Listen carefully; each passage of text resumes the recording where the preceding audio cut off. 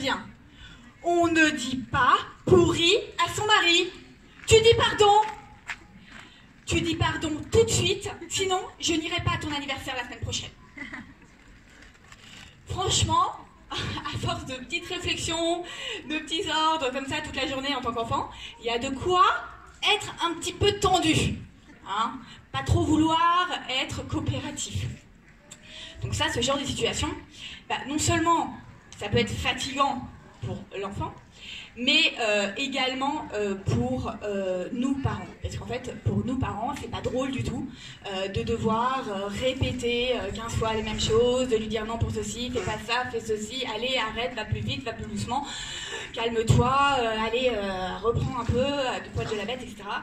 C'est fatigant aussi pour nous, parents, d'être toujours sur le dos de nos enfants.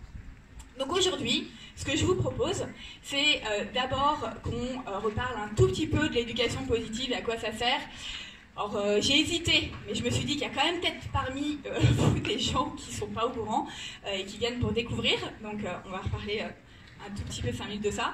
Et ensuite, on verra pourquoi en fait c'est difficile, voire pas possible, d'avoir une éducation 100% positive pour notre enfant. Et enfin, on verra qu'est-ce qu'il faut mettre en place concrètement dans notre quotidien. Quelles sont les bases pour pouvoir réussir à avoir une vie un peu plus sereine avec nos enfants, à être moins dans la lutte, à être moins fatigué, à moins s'énerver. Quels sont les 5 piliers pour pouvoir réussir à gagner en sérénité. Et on prendra aussi des exemples hyper concrets de la vie de tous les jours. Alors, l'éducation positive. Alors, en fait, souvent, avec nos enfants, on est dans un espèce de rapport de force où plus on s'impose à notre enfant, moins il a envie de faire ce qu'on lui demande, et moins il a envie de faire ce qu'on lui demande, et plus on s'impose à lui. Et tout ça, ça n'a rien de très éducatif. On est plus dans un espèce de rapport de force. Parce que quand on dit à notre enfant, écoute, ça suffit maintenant, tu fais ce que je te dis. Qu'est-ce qu'on lui apprend ? On lui apprend pas forcément à faire ce qu'on lui dit, mais plus à crier ou à obtenir les choses par la force.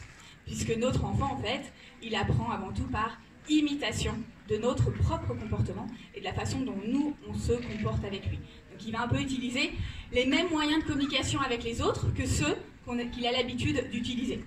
D'ailleurs, ça se voit, parfois, dans le métro, on peut voir dans certaines familles des parents qui ont une culture où ils parlent de façon très agressive à leurs enfants. Et les enfants, donc ils sont pas laxistes, ils sont au contraire bien sur le dos de leurs enfants, mais ça peut être avec des mots qui sont pas forcément très polis. L'enfant, il va évidemment avoir également ce comportement. Et donc, ça veut dire que ce rapport de force qu'on a peut-être nous-mêmes eu enfant, on peut le reproduire déjà à l'âge enfant avec les autres, tout simplement, avec la petite copine à qui on dit non, écoute, soit tu me prêtes ta poupée, soit je suis plus ta copine. Voilà, on reproduit ce rapport basé sur les menaces pour obtenir ce qu'on a envie. Mais ensuite, une fois adulte, on peut reproduire ce rapport de force avec nos propres enfants. C'est pour ça que c'est difficile d'être dans l'éducation positive aussi. Ou également avec notre conjoint ou conjointe, ou avec nos collaborateurs. Écoute, tu fais ce rapport, c'est comme ça, ok, discute pas, c'est pas autrement. Donc, on a tendance à reproduire cette communication basée sur la force, à passer en force. Mais c'est pas d'une logique implacable, parce que lorsque l'enfant...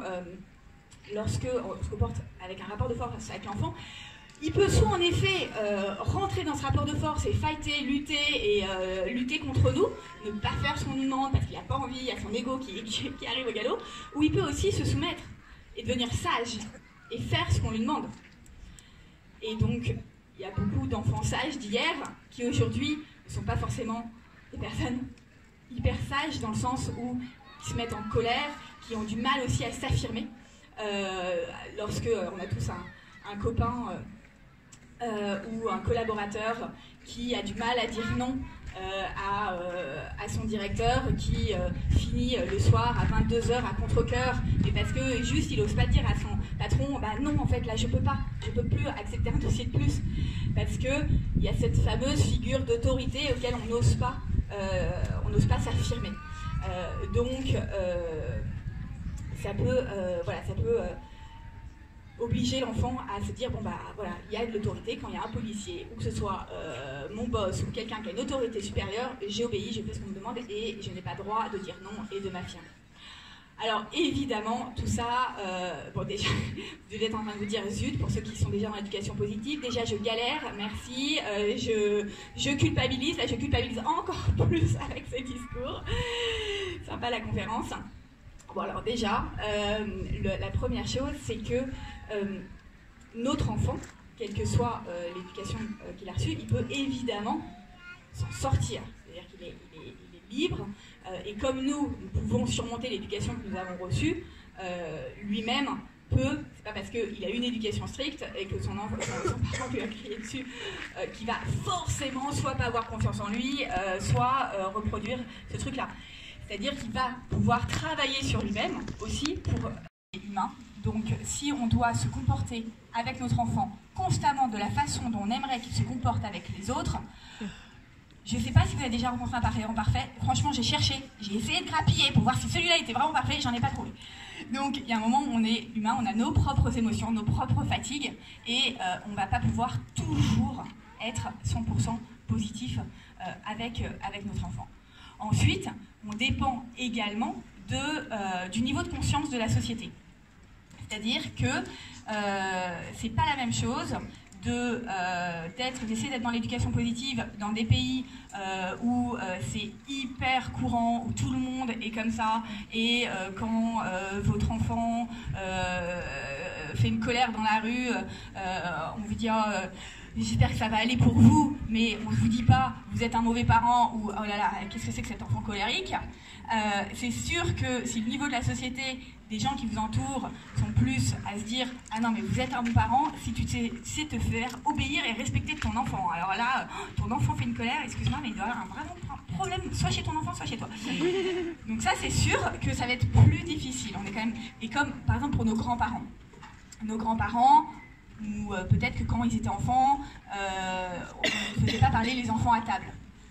Bon bah ils vont pas aujourd'hui se flageller, et pas flageoler d'ailleurs, en se disant oh là là, moi j'ai vraiment pas laissé parler mon enfant quand j'étais adulte, je suis vraiment un nul, etc.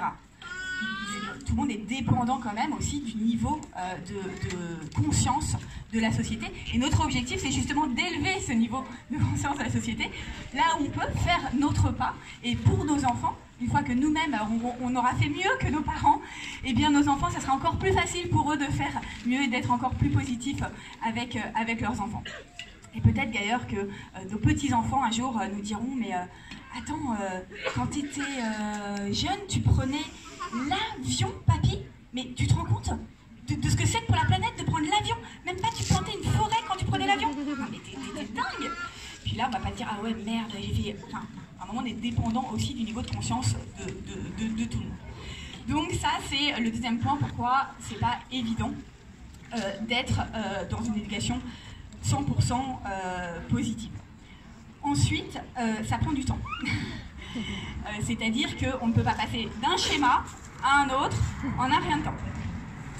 Forcément, pour essayer des choses, petit à petit, eh ben, on ne peut pas du tout au tout changer. Donc ça prend du temps. Et enfin, le quatrième point, qui est hyper important, je vais passer un tout petit peu de temps, c'est que de toute façon, notre enfant ne pourra pas, les gens autour de lui ne pourront pas à 100% être dans une éducation positive avec lui. C'est-à-dire que nous, on peut faire de ce qu'on peut faire de mieux, et on fait de notre mieux, on n'est pas parfait, mais on fait de notre mieux. Et ensuite, eh ben, notre enfant, il a des professeurs, il a des grands-parents, il y a notre conjoint ou notre conjointe qui n'est pas forcément toujours dans le même optique que nous. Et donc, il faut arriver à prendre conscience que de toute façon, on ne peut pas protéger notre enfant de, entre guillemets, la malveillance de tout son entourage. Et notre rôle n'est pas de l'en protéger, sauf si évidemment les gens sont très malveillants, tout dépend du degré, mais au contraire de prendre ça comme des challenges pour donner à notre enfant les moyens de surmonter le challenge qu'il a avec le professeur qui le punit sans arrêt, le challenge qu'il a avec papy qui est un peu plus sur l'autorité que nous-mêmes, etc. Et donc, c'est vraiment intéressant pour nous d'aider notre enfant, non pas essayer de changer tous les gens qui sont autour de lui, parce que là ça va être compliqué à moins de faire l'école à la maison, de voir personne, de le confier jamais et d'être vraiment super fort. Mais s'il est en tout cas, il a accès à d'autres personnes, c'est pas nous qui sommes toujours 100% avec lui, c'est hyper intéressant de prendre aussi les challenges qu'il rencontre comme des opportunités pour lui, d'essayer justement de ne pas croire ce que les autres lui disent, de croire en lui malgré le fait que quelqu'un l'a puni ou que quelqu'un a dit autre chose, et de savoir s'affirmer aussi par rapport à une personne qui voudrait prendre le dessus sur lui. Donc voilà pour l'éducation qui ne sera jamais 100% positive autour de notre enfant. Et l'objectif, de toute façon, c'est pas dans l'éducation positive, l'objectif n'est pas d'atteindre un endroit où on ne crierait jamais, où on serait toujours super, où on serait toujours en forme et tout se passerait toujours bien. L'objectif, c'est pas ça. L'objectif, c'est d'arriver petit à petit à grandir sur nous pour pouvoir être meilleur avec notre enfant et avoir une meilleure relation avec lui. D'ailleurs, parce que la relation pour nous avec notre enfant, meilleure elle va être, et plus on va être dans la confiance, voire dans la complicité avec notre enfant, plus aussi on va avoir d'influence sur lui. Je ne sais pas pour vous, mais moi personnellement, les personnes qui m'ont le plus influencé dans mon entourage, c'est ceux en qui j'ai le plus confiance. C'est ma grand-mère qui était très à l'écoute, qui était justement très dans la bienveillance et avec qui justement j'avais cette relation de confiance et donc j'écoutais, ou mes amis, donc j'écoute les conseils. Donc plus on aura aussi, on focalisera aussi notre attention sur construire une bonne relation avec notre enfant, plus dans la durée, on pourra entre guillemets être là de bons conseils pour l'inspirer. Donc notre enfant, faut plus voir l'éducation positive en effet comme un cheminement pour nous, pour grandir toujours plus sur nous-mêmes. Parce qu'en fait, nos enfants, c'est comme s'ils étaient faits sur mesure pour appuyer sur les boutons qui nous font péter des câbles. Donc, un jour, il y a une dame comme ça qui me disait « Je comprends pas, franchement, je m'énerve avec personne, mais Mathis, mais j'en peux plus, il me fait péter des câbles, il a un problème, Mathis, franchement, il est difficile comme enfant. » Peut-être, en tout cas, ce qui est sûr, c'est qu'il est un super coach pour son parent et qu'il a été fait sur mesure pour pousser son parent à grandir sur ses fragilités. Donc, pour faire face à ça, je vais vous donner une petite astuce hyper concrète. Quand vous sentez que votre enfant appuie sur les boutons là, où vraiment ça va être compliqué, vous imaginez une grande étiquette sur son front avec marqué « Challenge ». Et vous vous dites « C'est bon, c'est parti, c'est pour moi, j'y vais ». Ça vous donnera un peu d'énergie pour affronter ça. Donc, c'est le chemin qui est important. Alors, comment faire ? Comment faire pour être plus moins s'énerver, être un peu plus patient avec notre enfant, davantage profiter des moments qu'on a avec notre enfant, être moins fatigué. Alors d'abord, il y a 5 piliers pour moi qui sont importants pour pouvoir y arriver à grandir sur soi. Le premier pilier, c'est de le vouloir. Alors ça c'est tout bête, hein. On se dit bah oui, bien sûr que je le veux. Ok, mais vraiment de se dire qu'est-ce qui est important pour moi à la fin de ma vie. J'aurais réussi ma vie quand quoi? Quand peut-être que j'aurais monté cette association de dingue qui aura transformé la vie de 100 parents, de 1000 parents, d'1 million de parents. Peut-être que j'aurais réussi ma vie quand j'aurais pu, je ne sais pas, chacun a ses valeurs, offrir une maison à mon enfant. Peut-être que j'aurais réussi ma vie quand j'aurais eu une relation incroyable avec mon enfant. Quelle est la priorité dans ma vie? Et donc, il faut passer du temps là où est la priorité de notre vie, en fait. Donc ça, c'est d'abord voilà, être sûr de vouloir, de savoir ce qu'on veut, et de vraiment le vouloir. Ensuite, il va falloir y passer du temps. Plus on va passer du temps à travailler sur un sujet, mieux on va réussir à le faire. Donc passer du temps, en effet, c'est pas passer du temps de présence avec notre enfant dont je parle. C'est du temps où on va se poser pour mieux se comprendre, pour comprendre ce qui se passe, pourquoi on s'est énervé, qu'est-ce qui ne va pas, pourquoi mon enfant en ce moment ça ne va pas. Du temps pour essayer de nouvelles choses, pour mieux se comprendre soi, pour mieux apprendre à gérer ses propres émotions, de façon à mieux gérer celles de notre enfant, mieux se comprendre soi, pour mieux comprendre notre enfant. Donc c'est d'y passer un tout petit peu de temps, parce que parfois on se dit non mais on a tout essayé et ça ne marche pas. Franchement j'ai tout essayé. Mais tout essayer, c'est avant tout d'abord se poser. Et souvent, on est on est tout le temps dans le tumulte du quotidien, attends, faut que je fasse ça, faut que je fasse ça, j'ai ça, j'ai ça, j'ai. Et on a du mal à prendre du temps un tout petit peu pour se poser et réfléchir à comment on peut un peu améliorer les choses et notre relation avec notre enfant. C'est aussi une question de temps dans le sens où, par exemple, si vous voulez profiter de l'instant présent, vous pouvez lire, je sais pas moi, une citation par exemple qu'il y a dans le festival qui est profiter de l'instant présent. Ah oui, ça c'est vrai, il faut que je profite de l'instant présent. Mais vous allez réussir à le faire si vous y passez un peu plus de temps. C'est-à-dire que si vous, par exemple, vous lisez un livre sur profiter de l'instant présent, déjà, vous allez un peu plus digérer et vous mettre un peu plus dans le bain pour réussir à davantage profiter de l'instant présent. Ensuite, si vous allez à un séminaire, eh ben, vous allez encore plus réussir. Donc là, déjà, vous êtes là, ce qui veut dire quand même que vous passez du temps sur ce sujet. Mais pour l'éducation positif, pour en tout cas améliorer notre relation avec notre enfant, c'est la même chose. Si on va lire si un article, ça va pas être la même chose que si on lit un livre, que si on fait un coaching.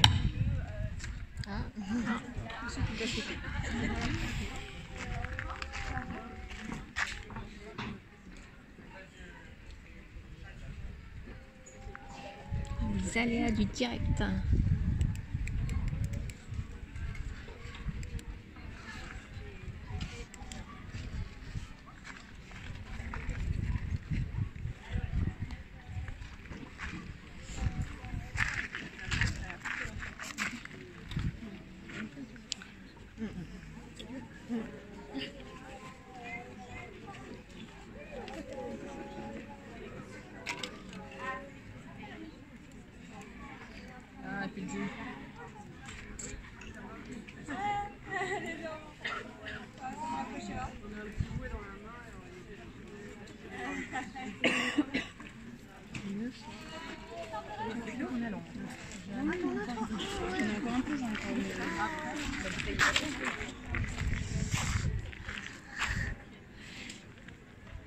Petite coupure technique.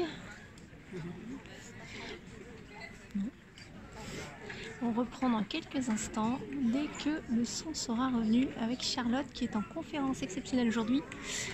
Conférence réalisée sur le pied de V avec brio par Charlotte suite à voilà, une place qui s'est libérée pour une conférence, donc c'est top. Et elle va reprendre dans quelques instants, parler d'éducation positive évidemment.